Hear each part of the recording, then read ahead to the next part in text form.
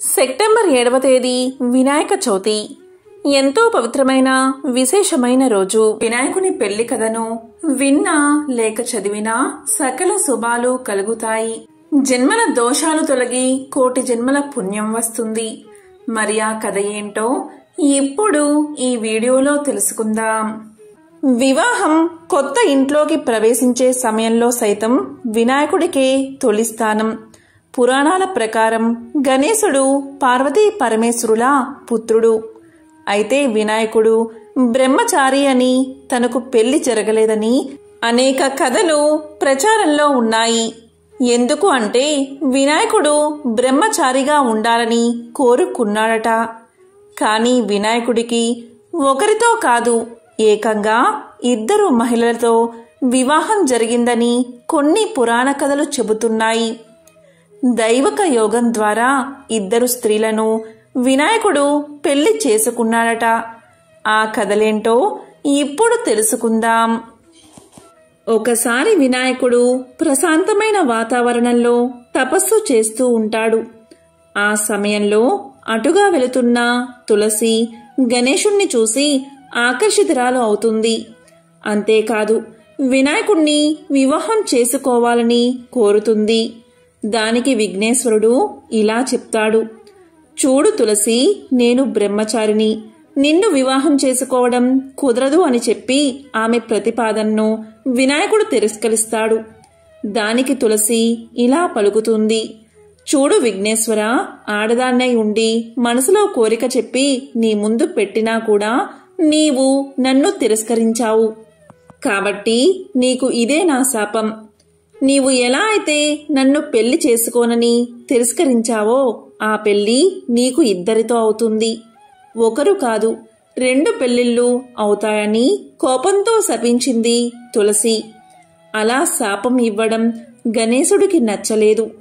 వెంటనే కోపంతో విఘ్నేశ్వరుడు ప్రతిశాపాన్ని ఇలా ఇచ్చాడు, చూడు తులసి, నీవు నన్ను వివాహం చేసుకుంటాను అని అన్నావు. నేను బ్రహ్మచారిని కాబట్టి చేసుకోను అన్నాను. ఇందులో నా తప్పు ఏమాత్రమో లేదు కదా. ఇది తెలుసుకోక నువ్వు అహంకారంతో నన్ను శపించావు. అందుకు ప్రతిశాపంగా నీవు ఒక రాక్షసుణ్ణి వివాహం చేసుకుంటావు అని శపించాడు. అందుకే వినాయకుడి పూజలో తులసిని వాడకూడదు అంటారు. దానికి కారణం ఇదే. ఒక్క వినాయక చవితి రోజు తప్ప మిగతా రోజుల్లో వినాయకుడి దగ్గర తులసిని అస్సలు పెట్టకూడదు. ఇలా ఉండగా ఒకసారి విఘ్నేశ్వరుడికి తన రూపంపై, ఆకారంపై కోపం వచ్చింది. దాంతో బ్రహ్మచారిగా ఉండాలని నిర్ణయించుకున్నాడు. ఎందుకంటే తన పొట్ట ముందుకు చొచ్చుకుని వచ్చింది. తన ముఖం కూడా ఏనుగు రూపంలో ఉంటుంది. అందుకే తనను ఎవరూ పెళ్లి చేసుకోవడానికి ఇష్టపడలేదు. దీంతో మనసులో విఘ్నేశ్వరుడు ఎంతో బాధపడ్డాడు. తనకు వివాహం జరగకపోవడం వల్ల ఎక్కడైతే వివాహాలు జరుగుతాయో అక్కడ ఆటంకాలు కలిగించడం ప్రారంభించాడు వినాయకుడు. తనకు జరగని వివాహం ఎవరికీ జరగకూడదని కోపంతో ఆటంకాలు కలిగిస్తూ ఉంటాడు. అందుకు తన వాహనమైన ఎలుక సహాయం కూడా తీసుకుంటాడు. అయితే ఇలా వివాహాలన్నీ జరగక ఆటంకాలు కలుగుతూ ఉంటే ఇదంతా చూసిన దేవతలు ఎంతో బాధపడతారు. ఇది ఇలా కొనసాగితే లోక కళ్యాణానికి కూడా ఆటంకం కలుగుతుందని, సృష్టి కార్యానికి ఆటంకం కలుగుతుందని భావించిన దేవతలు ఒకరోజు తమ కష్టాలను తీర్చమని బ్రహ్మదేవుడి వద్దకు వెళ్లారు. వారి బాధంతా విన్న బ్రహ్మదేవుడు ఇలా పలికాడు, దేవతలారా, ఇలా వివాహాలకు ఆటంకం విఘ్నేశ్వరుడు కలిగించడం నాకు ఎంతో బాధగా ఉంది అని ఆలోచిస్తూ ఉండగా బ్రహ్మ మనసులోని ఆలోచన ద్వారా బ్రహ్మయోగం నుండి 2 కుమార్తెలు సిద్ధి, బుద్ధి పుట్టారు. వారిద్దరూ బ్రహ్మదేవుడి మానస పుత్రికలు. ఇక బ్రహ్మదేవుడు దేవతల కష్టాలు తీర్చేందుకు ఆ 2 కుమార్తెలను విఘ్నేశ్వరుడి దగ్గర విద్యను నేర్చుకోవడానికై పంపించాడు. ఆ విధంగా బ్రహ్మదేవుడి ఆదేశాల ప్రకారం గణేశుడు ఆ ఇద్దరికి బోధన ప్రారంభించాడు.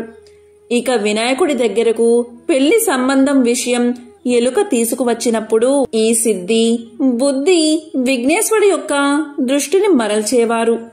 ఇలా లోకంలో మళ్లీ వివాహాలు జరగడం ప్రారంభమయ్యాయి. ఈ విధంగా కొన్నేళ్లు సాగగా ఒకరోజు విఘ్నేశ్వరుడికి నిజం తెలిసిపోయింది. లోకంలో అందరూ వివాహం చేసుకుంటున్నారని, దీనికి సిద్ధి బుద్ధే కారణమని తెలుసుకుని కోపంతో వారిని శపించబోయాడు. ఆ సమయంలో అక్కడ బ్రహ్మదేవుడు ప్రత్యక్షమై ఇలా అంటాడు, చూడు విఘ్నేశ్వర, ఈ సిద్ధి బుద్ధులకు నువ్వంటే ఎంతో ఇష్టం, కాబట్టి వారిద్దరినీ నువ్వు వివాహం చేసుకో అని ప్రతిపాదించాడు. దానికి విఘ్నేశ్వరుడు ఒప్పుకుంటాడు.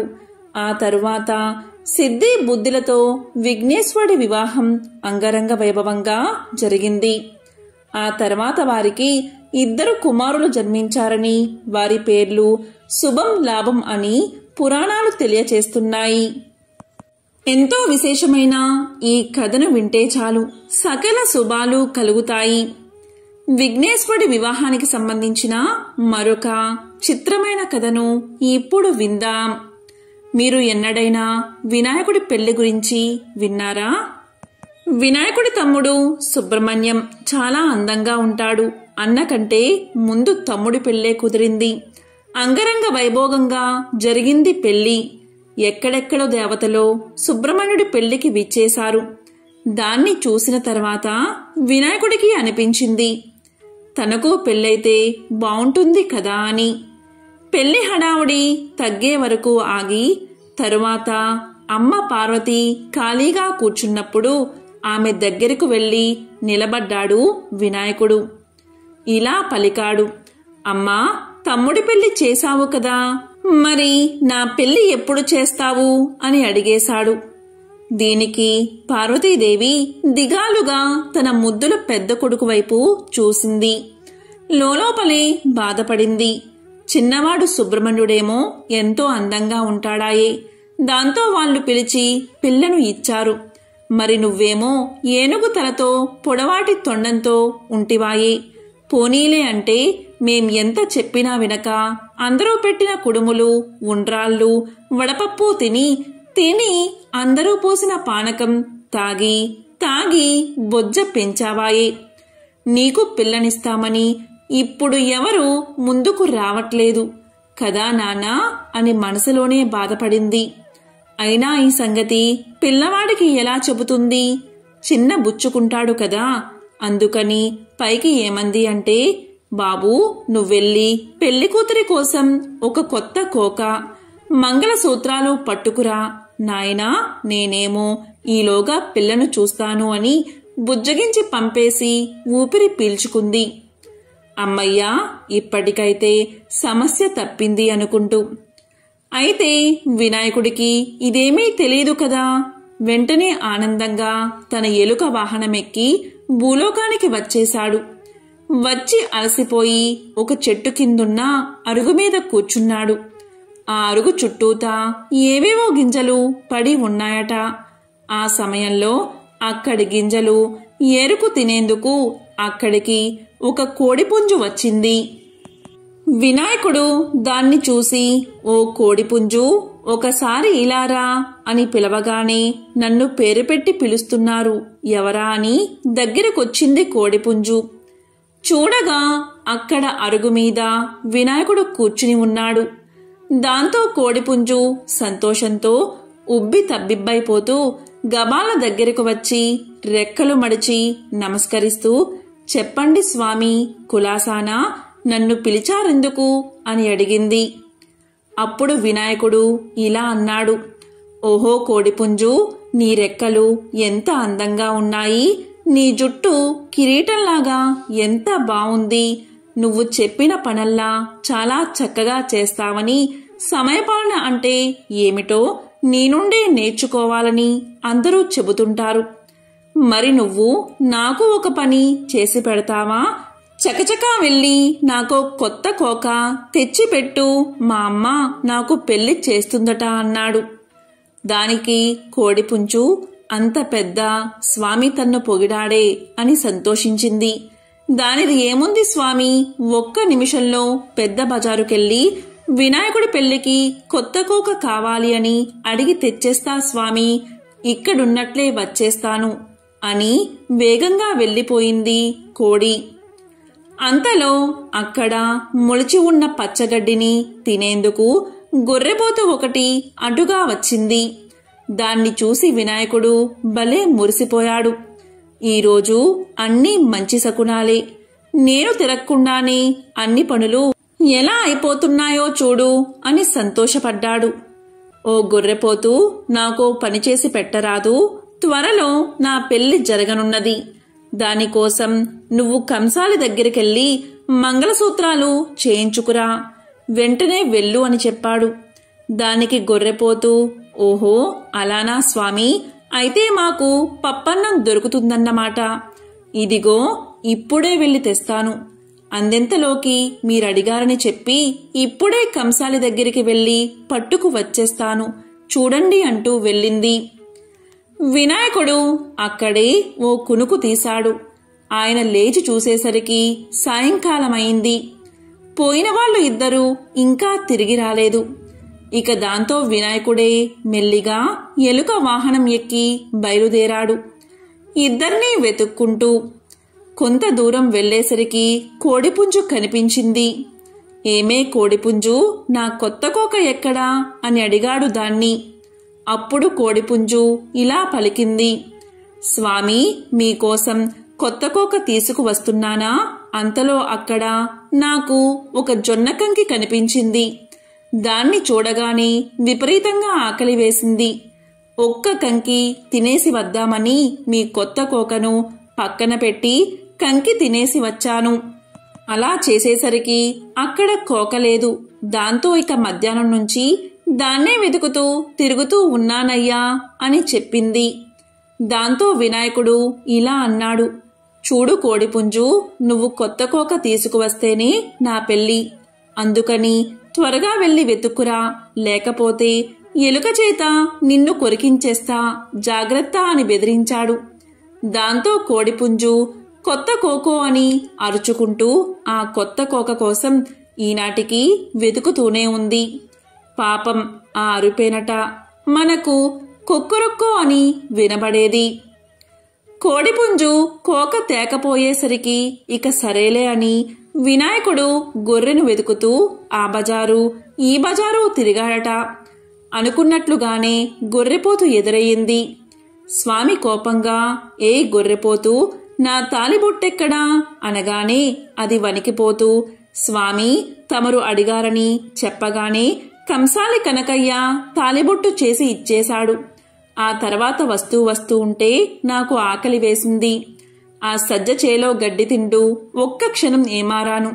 అంతలోనా ఎవరో ఆ తాలిబొట్టు కాజేశారయ్యా అని భయపడుతూ చెప్పింది గొర్రెపోతు. వినాయకుడికి మహా కోపం వచ్చేసింది. నువ్వు త్వరగా వెతికి తెచ్చివు, నా పెళ్లి జరగాలి అంటే ఆ తాలి కావాల్సిందే అనేశాడు కోపంగా. అలాగే స్వామి అని గొర్రెపోతూ పాపం ఆనాటి నుండి ఈనాటి వరకు వంచిన తల ఎత్తకుండా ఆ తాలిబొట్టు కోసం వెతుకుతూనే ఉంది. అయినా ఏం చేస్తాం, ఈ రోజు వరకు కూడా అటు తాలిబొట్టు కాని ఇటు కొత్త కోక గాని రానేలేదు. దాంతో మరి వినాయకుడి పెళ్లి జరగనేలేదు. పైపెచ్చు వినాయకుడి పెళ్లికి 1000 విఘ్నాలు అన్న సామెత కూడా పుట్టింది.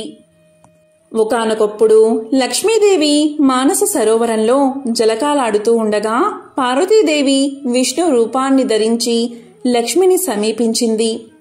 నవమోహనంగా కనిపించిన నారాయణుడి వేషంలో ఉన్న పార్వతికి కూడా లక్ష్మీ సౌందర్యం మనోహరంగా కనిపించింది. ఇద్దరూ ఒకరిపై ఒకరు ఆప్యాయంగా చూసుకున్నారు. ఆ చూపుల కలయికతో సరోవరంలో ఒక స్వర్ణ కమలం లేచింది. అందులో దగదగా మెరిసిపోతున్న ఒక పసిపాప ఉంది. ఇక లక్ష్మీదేవి నారాయణుడి దగ్గరకు చేరి కౌగలించుకుంది. దీంతో పార్వతి పగలబడి నవ్వుతూ, నేను నారాయణుణ్ణి కాను లక్ష్మి అని నిజరూపంలో కనిపించింది. ఇక లక్ష్మీదేవి ఇలా పలికింది, అన్నకు తగ్గ చెల్లెలివే నారాయణి అని అనిపించుకున్నావులే అంది. ఇక పార్వతీదేవి ఇలా అంటుంది, అప్పుడు విష్ణువు మోహిని రూపంలో శివుణ్ణి మాయొచ్చిన దానికి ఇది చల్లు అంది. స్వర్ణ కమలంలోనే ఉన్న పసిదాన్ని చూసి ఇద్దరూ ఎంతో మురిసిపోయారు. అపారమైన ప్రేమ పుట్టి చేతుల్లోకి తీసుకున్నారు. అప్పుడు విఘ్నేశ్వరుడు ప్రత్యక్షమై ఇలా పలికాడు, తల్లులారా, మీ ఇద్దరి అంశలతో అవతరించిన ఈ బిడ్డ పార్వతీపరంగా జయ, లక్ష్మీపరంగా శ్రీ కలిసి జయశ్రీగా పెరుగుతుంది.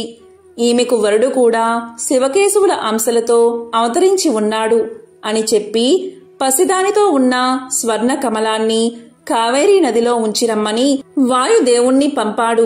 ఇక వాయుదేవుడు అలాగే జయశ్రీని కావేరీ నదికి చేర్చాడు. ఇక దక్షిణ ప్రాంతాన్ని పాలించే చక్రవర్తి స్వర్ణ కమలంలో కనిపించిన బాలికను వరప్రసాదంగా భావించి తన పుత్రికగా తీసుకువెళ్లి నామకరణ మహోత్సవం జరిపిస్తూ ఉన్నాడు. ఆ సమయంలో ఆకాశవాణి ఇలా పలికింది, ఓ చక్రవర్తి, ఈమెకు జయశ్రీ అని పేరు పెట్టు అని పలికింది.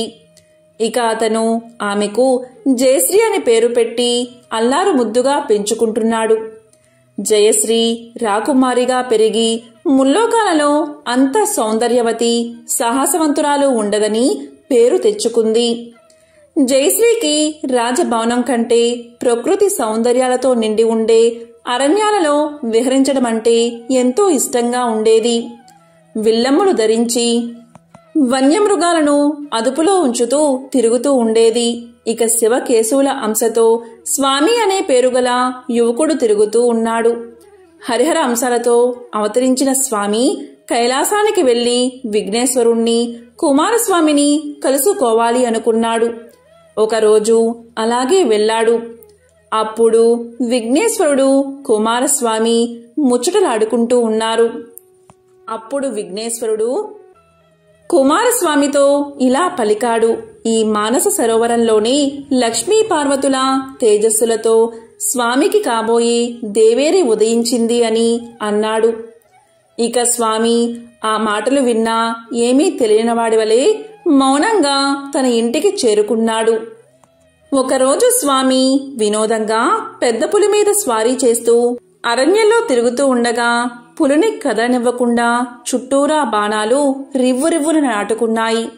ఇక స్వామి బాణాలు వచ్చిన దిశగా కోపంగా చూశాడు. విల్లమ్ములతో టీవీగా నుంచుని చిరునవ్వు విసిరిన జయశ్రీ కనిపించింది. స్వామి గుండెల్లో బాణంలాగా గుచ్చుకుంది. ఇక జయశ్రీకి స్వామి గురించి విఘ్నేశ్వరుడు ఇదివరకే కలలో చెప్పి ఉన్నాడు. అతని కోసమే ఆమె అరణ్యాల్లో తిరుగుతుంది.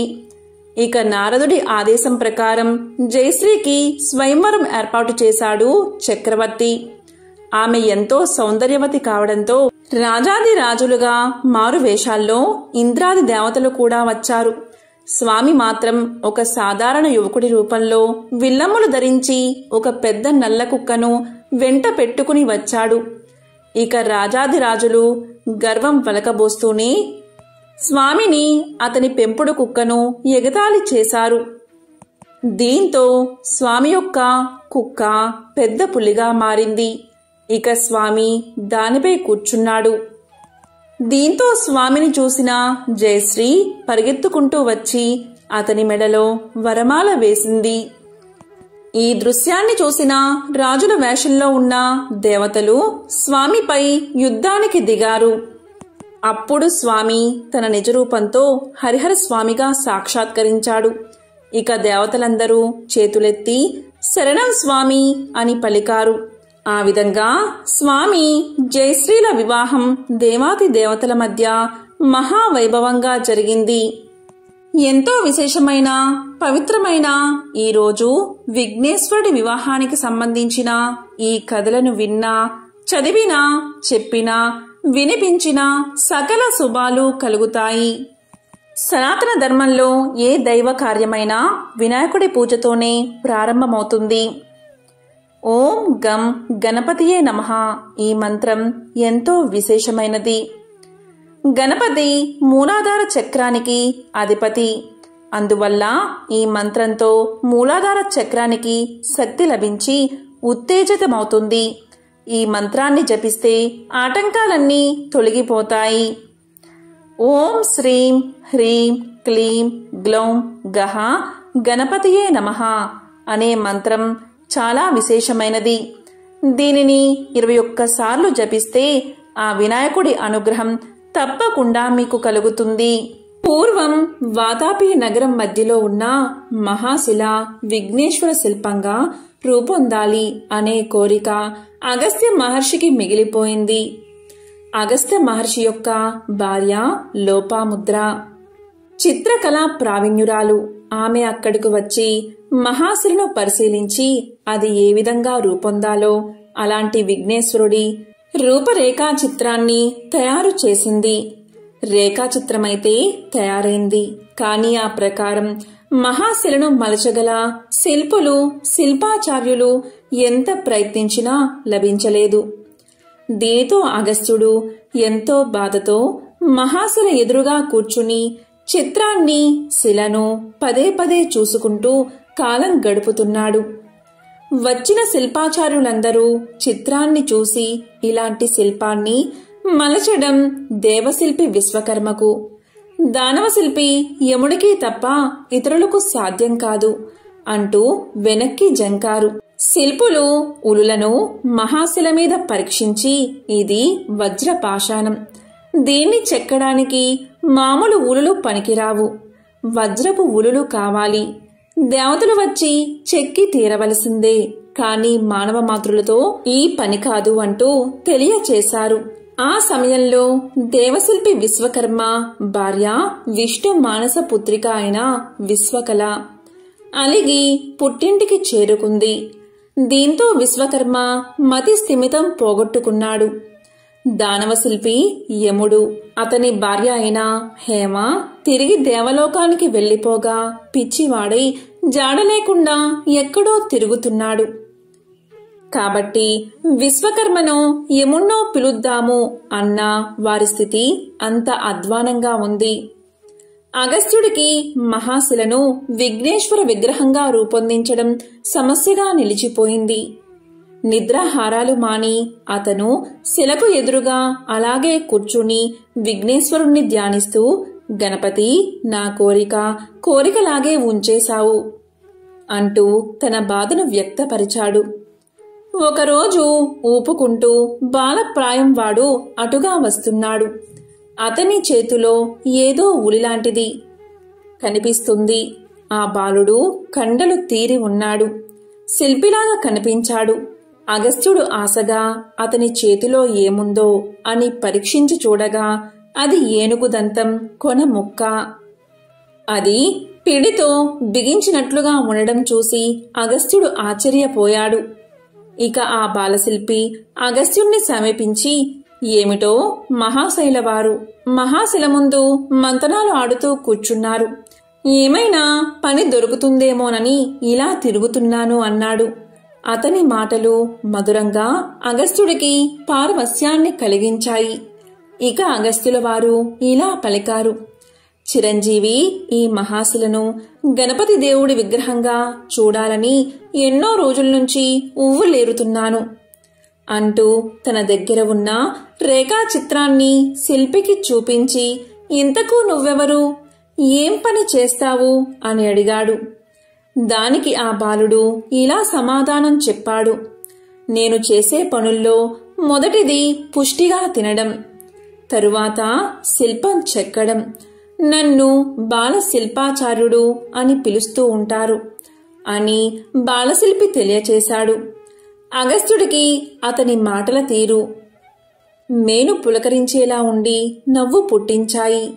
ఆయన్ని సందేహంగా చూస్తూ, మహాశిలను మహాశిల్పంగా రూపొందించే మహాశిల్పి కోసం పడిగాపులు కాస్తున్నాను. నీవేమో శిల్పిని అంటున్నావు, కాని బాల శిల్పివి. ఈ శిల బ్రహ్మాండమైనది, మహోన్నతమైనది, నీవేమో పొట్టివాడివి. అలాంటప్పుడు మహాశిల్పాన్ని నీవు మలచగలవా అని అగస్త్యుడు పలికాడు. ఆ మాటలకు బాలశిల్పి నవ్వి ఇలా అన్నాడు, నేను బాలశిల్పిని అయినంత మాత్రాన నా శిల్పం మహాశిల్పం కాదని అనుకోకు. మహా అని అన్నంత మాత్రాన గొప్పేమీ కాదు. నా ఉలికి అన్నీ సాధ్యం కానిదేదీ లేదు అంటూ ఉలిని తీసి చూపించాడు. అది దగదగా వజ్రంలాగా మెరుపులు విరజిమ్మింది.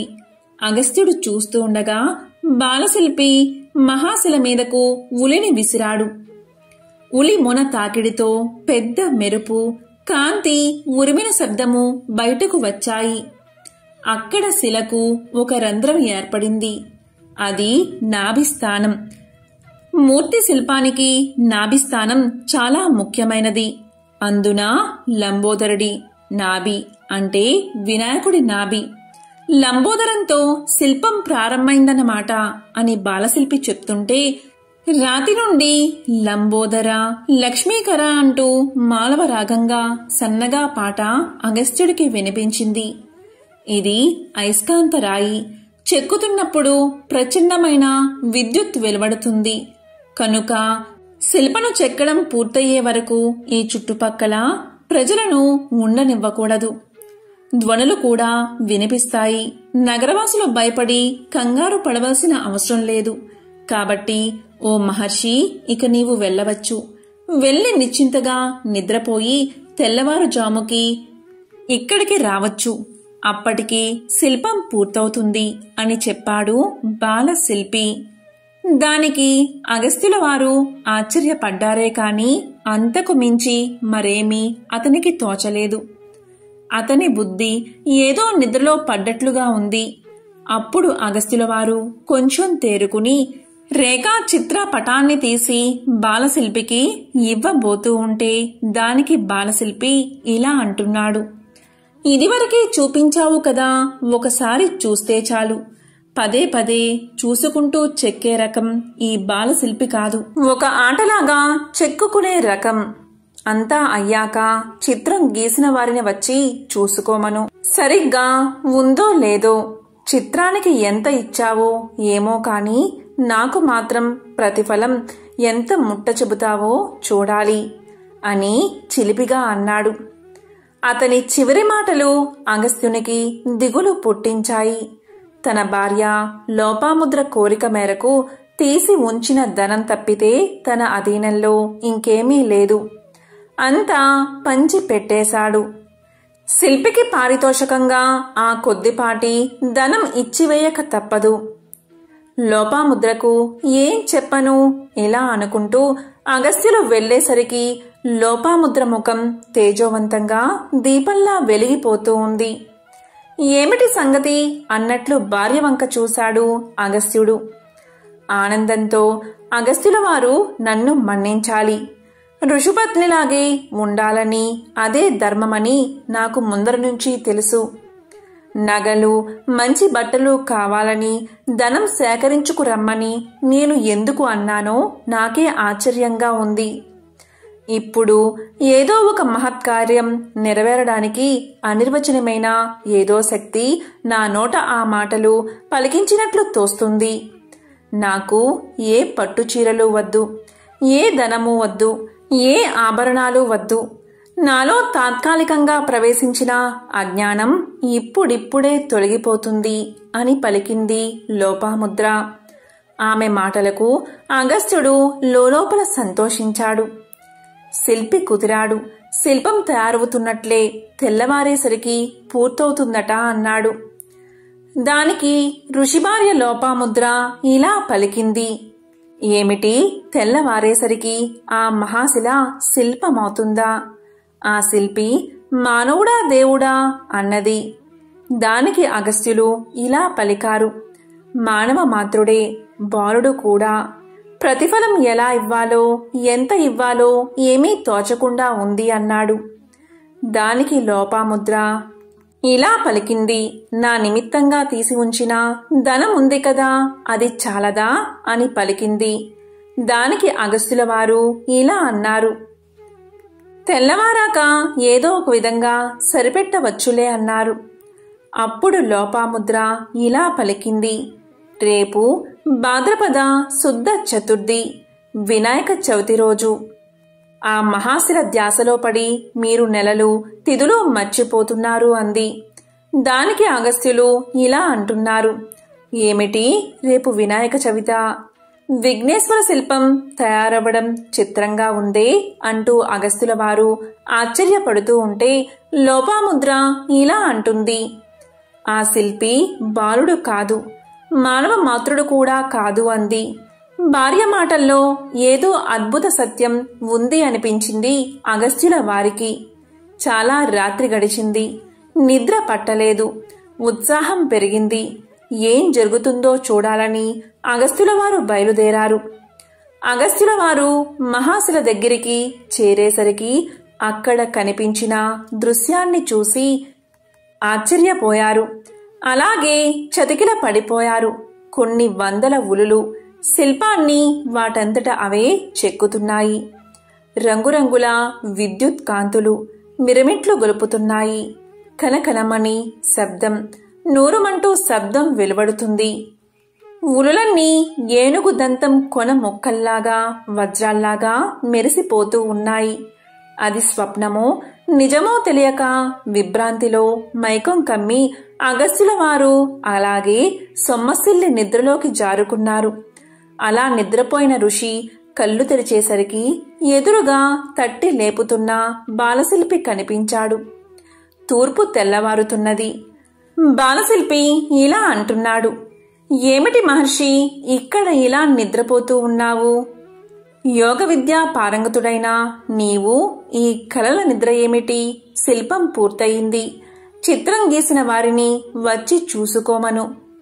చిత్రించిందంతా సరిగ్గా శిల్పం రూపం పొందిందో లేదో అని బాలశిల్పి అంటూ ఉండగా పల్లెన్నిండా కుడుములు, జలము, పూలు పట్టుకుని లోపాముద్ర అక్కడికి చేరుకుంది. అగస్త్యుల వారు సంభ్రమాశ్చర్యాలతో స్ఫటికంలో మెరిసిపోతున్న విఘ్నేశ్వర మహాశిల్పాన్ని చూస్తూ ఉండగా బాలశిల్పి ఇలా పలికాడు, మరి నాకు ప్రతిఫలం ఏమిస్తావో ఇవ్వు మరి అన్నాడు. ఇక అగస్త్యుడు మాట తడబడుతూ, మహాశిల్పి నీకు ఏమిచ్చినా చాలదు, అయినా చంద్రుడికో నూలు పోగు అన్నట్లు కొద్దిపాటి ధనం తీసి ఉంచాను, తెస్తాను అన్నాడు. ఇక బాలశిల్పి ఇలా పలికాడు, సరే ఇంతకు రేఖా చిత్ర రచన చేసినందుకు ఎంత ఇచ్చావో చెప్పు. శిల్పం చెక్కడం శ్రమ మాత్రమే, కానీ శిల్పాకృతి అంతా మూలమైన ఆ రేఖా చిత్రానిది. చిత్రాన్ని గీయడం ఊహా సంపన్నమైన మేధస్సుతో కూడిన కళ అన్నాడు. దానికి అగస్త్యుల వారు, అయ్యా బాలశిల్పి, చిత్రాన్ని చిత్రీకరించింది మరెవరో కాదు, నా భార్యే లోపాముద్ర అన్నట్లుగా ఆమె వంక చూశాడు. ఇక లోపాముద్ర ఏదో తన్మయ అవస్థలో మునిగిపోయి ఉంది.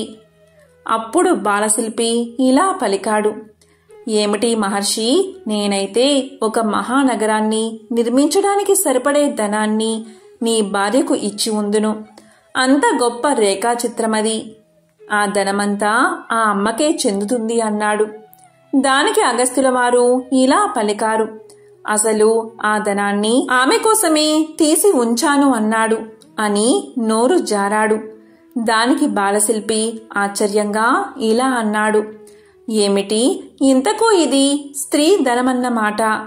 మాట చెప్పావు కనుక సరిపోయింది. నువ్వు ఇచ్చినా నేను పుచ్చుకోను.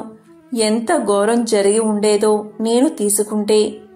అందులో చిల్లి గవ్వ కూడా నాకు అక్కర్లేదు అంటూ లోపాముద్ర వంక చూసి, అమ్మా నీ చేత్తో ఒక బెల్లం కుడుము నాకు పెట్టు, నాకు అదే చాలు. చెక్కిందానికి బొక్కిందే కూలి అని బ్రహ్మ శిల్పుల నుదుట ఎప్పుడో రాసి పెట్టేశాడు అన్నాడు. ఆ మాటలు వినడంతోనే లోపాముద్ర కుడుముల పెళ్ళాన్ని అతని ఎదుట పెట్టి సాష్టాంగపడి బాలశిల్పి పాదాలు పట్టుకుని, విఘ్నేశ్వర నీ అనుగ్రహంతో మా జన్మలు తరించాయి అంది. దాంతో బాలశిల్పి అదృశ్యమయ్యాడు. అగస్త్యుణ్ణి ఆవరించిన మాయ విడిపోయింది. విఘ్నేశ్వర మహాశిల్పం ముందు ప్రణమిల్లి, విఘ్నేశ్వర నేను ఎంతో గొప్ప యోగాబలం కలవాడిని అని, తపస్సాలిని అని గర్వపడుతూ ఉండేవాడిని. నీ ముందు వట్టి అజ్ఞాన్ని అయిపోయాను. ఎంతటి వాడైనా నీ మాయకు అతీతుడు కాదు అంటూ నమస్కారాలు చేస్తూ లెంపులు వేసుకుంటూ ఉంటే శిల్పంలోంచి వాతాపి గణపతి భజేహం అనే కీర్తన హంసధ్వని రాగంతో మారు మోగుతూ వినిపించింది. అప్పుడు ఆ గానానికి తన్మయుడైన అగస్త్యుడు ఇలా పలికాడు: వాతాపి గణపతి, నీ అద్భుత శిల్పాన్ని నీవే మలుచుకున్నావు. ఇటువంటి మహోన్నత శిల్పం చెక్కడం ఎవరి తరము అన్నాడు. అప్పుడు విఘ్నేశుడి విగ్రహంలోంచి ఇలా పలికాడు: అగస్త్య మహర్షి, నా కోసమని నేను శిల్పం చెక్కుకోలేదు. నీ తృప్తి కోసం నీ కోరిక నెరవేర్చాను అంతే. అందువల్ల ఈ మహాశిల్పం కొంతకాలం మాత్రమే ఉంటుంది. అటు తర్వాత అదృశ్యమవుతుంది. ద్వాపరంలో ధర్మరాజు అశ్వమేధ యాగం సందర్భంలో ఇదే స్థానంలో మరొక పెద్ద విగ్రహాన్ని ప్రతిష్ఠింపచేస్తాడు అంటూ విఘ్నేశ్వరుడి మాటలు వినిపించాయి. ఇక అగస్త్యుడు శిల్పానికి నమస్కారం చేసి పూజలు చేశాడు. కాబట్టి ఎవరైతే ఈ కథను వింటారో లేక చెప్తారో వారి జన్మల పాపాలు పోయి కోటి జన్మల మహాపుణ్యం వస్తుంది. వారి పాపాలన్నీ అగ్నిలో పడిన దూది మాదిరిగా నశిస్తాయి. సకల శుభాలు కలుగుతాయి. ఓం గం గణాధిపతయే నమః. ఓం విఘ్నేశ్వరాయ నమో నమః.